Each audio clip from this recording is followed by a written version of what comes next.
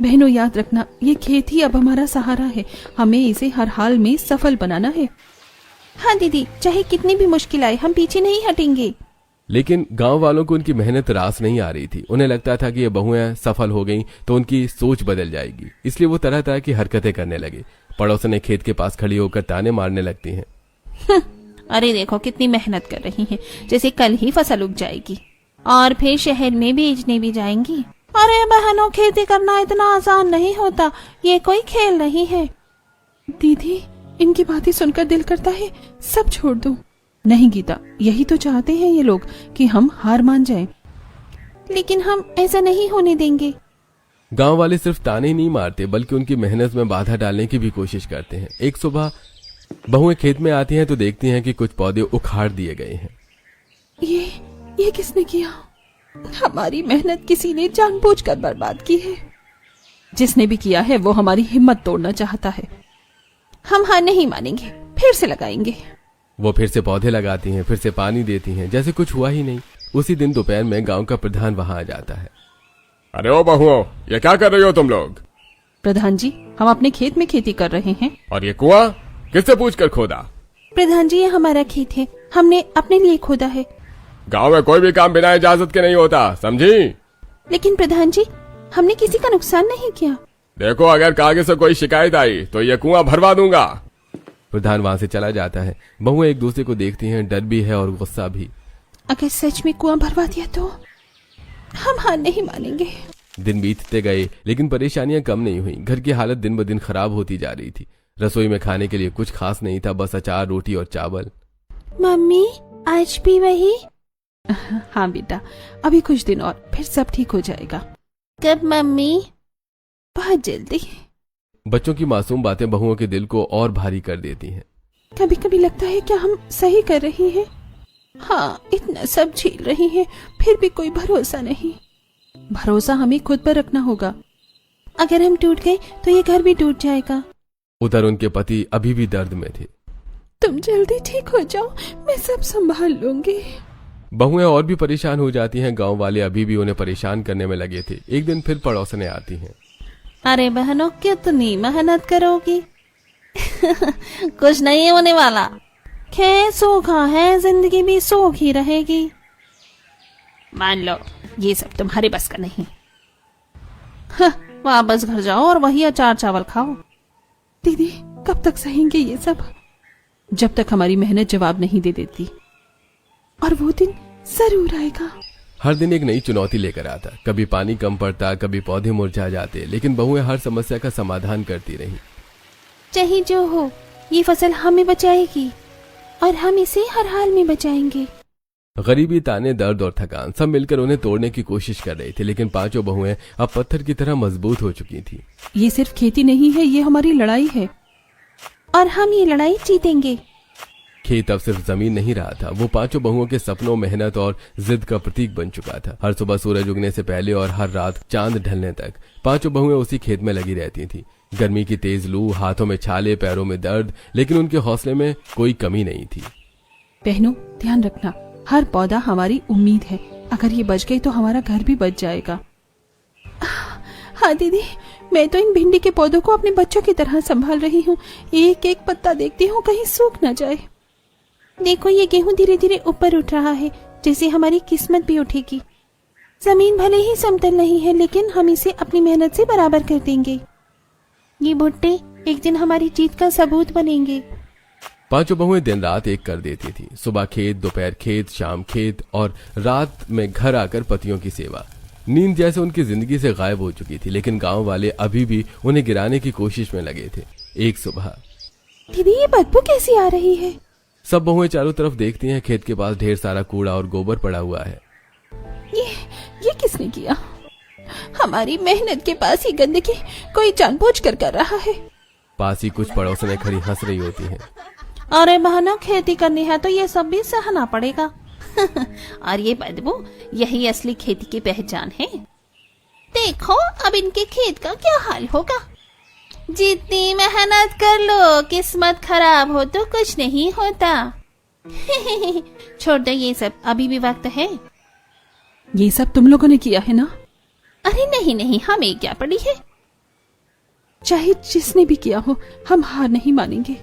बहुएं बिना समय गवाए उस कूड़े और गोबर को साफ करने लगती हैं। बदबू के बीच भी वो काम करती रहती हैं। चलो जल्दी साफ करो, नहीं तो पौधों को नुकसान होगा।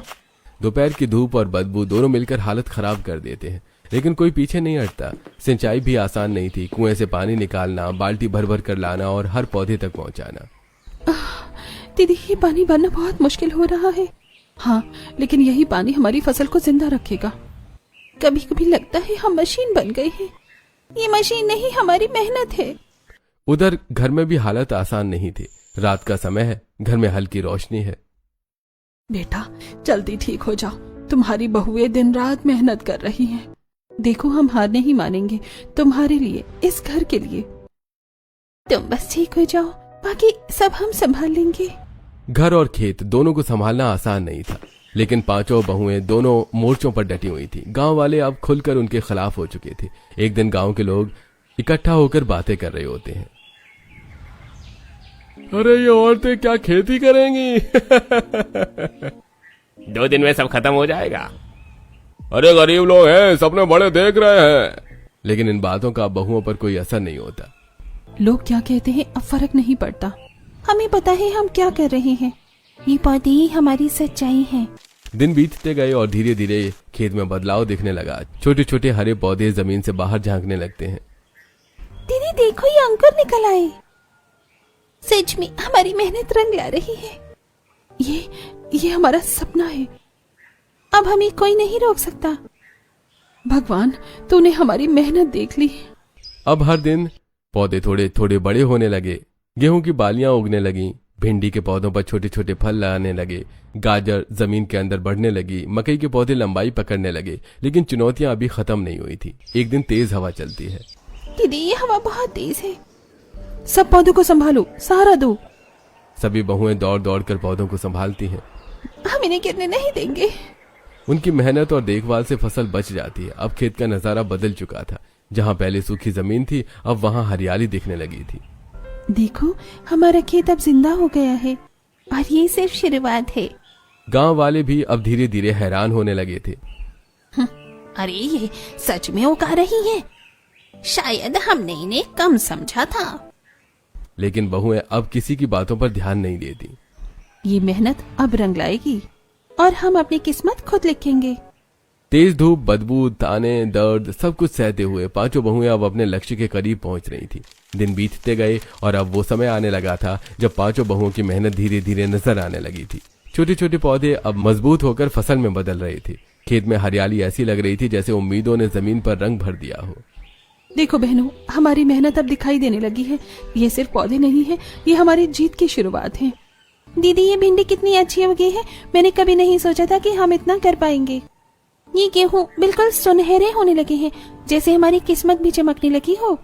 देखो, ये गाजर कितनी बड़ी हो गई है और ये भुट्टे अब बस तैयार होने वाले हैं। खेत का हर कोना अब उनकी मेहनत की कहानी कह रहा था। लेकिन मुश्किलें अभी भी पीछा नहीं छोड़ रही थी। एक दिन सुबह सुबह खेत में अचानक हलचल होती है। दीदी देखो, उधर कुछ हिल रहा है। सभी ध्यान से देखते हैं। एक बड़ी नीलगाय खेत के अंदर घुस आई होती है और पौधों को खाने लगती है। अरे नीलगाय, ये तो हमारी सारी फसल खा जाएगी। कोई तो इसे भगाओ जल्दी। सब लोग डंडा उठाओ और जोर से आवाज करो। पांचों बहुएं मिलकर शोर मचाती हैं। हटा हटा, भाग यहाँ से। हमारी मेहनत को बर्बाद नहीं करने देंगे। नीलगाय डरकर भाग जाती है। बच गया, हमारा खेत बच गया। ये कोई जानवर खुद से नहीं आया था, किसी ने जानबूझकर छोड़ा है। गांव वाले अब इतना गिर जाएंगे। लेकिन इस बार भी बहुएं नहीं टूटी, बल्कि और मजबूत हो गईं। उधर घर में पतियों की हालत में भी थोड़ा थोड़ा सुधार आने लगा था। देखो, अब तुम खुद बैठ पा रहे हो। ये सब भगवान की कृपा है और हमारी मेहनत का फल भी। तुम सबने बहुत हिम्मत दिखाई है। अब आप लोग जल्दी ठीक हो जाओ, फिर हम सब मिलकर आगे बढ़ेंगे। बच्चों के दिल में भी अब उम्मीद जगने लगी थी। मम्मी, अब हमारे घर में भी अच्छा खाना आएगा ना? हाँ बेटा, बहुत जल्दी। फिर मैं रोज सब्जी खाऊंगा। अब बहुएं खेती में और भी समझदारी से काम करने लगी थी। देखो, ये घरेलू खाद, इससे फसल और अच्छी होगी। हाँ, बाजार की महंगी दवा लेने की जरूरत नहीं। लेकिन ये देखो, कुछ पत्तों पर कीड़े लग गए हैं, तो क्या करें? झूठन पानी वही डालेंगे। सब हैरान होती हैं। उसे काम होगा? हाँ, उससे कीड़े मर जाएंगे और पौधों को पोषण भी मिलेगा। वो झूठन पानी का इस्तेमाल करते हैं और धीरे धीरे कीड़े खत्म होने लगते हैं। देखो, पत्ते फिर से हरे हो गए। अब फसल पूरी तरह से तैयार होने लगी थी। बहू, तुमने कमाल कर दिया।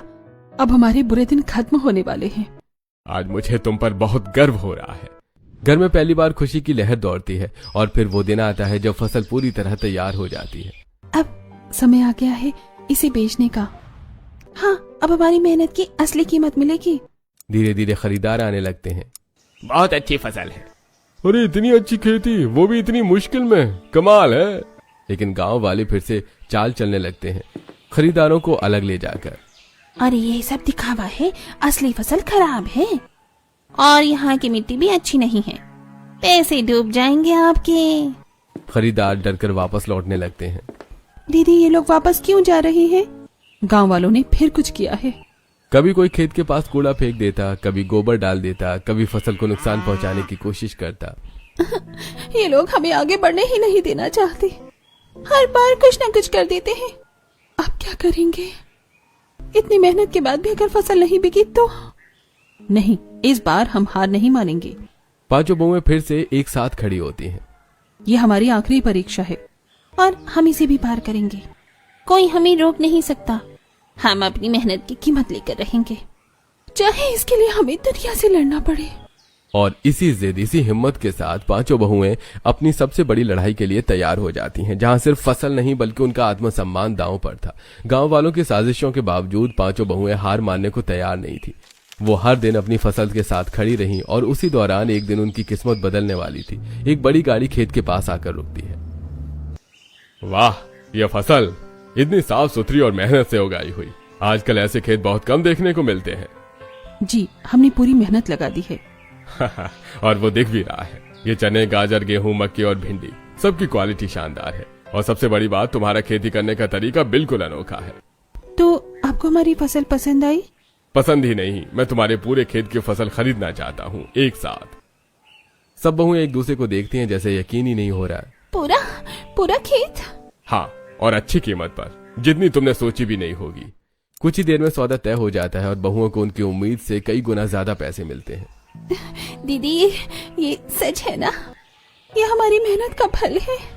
गांव वाले ये सब देखकर हैरान रह जाते हैं।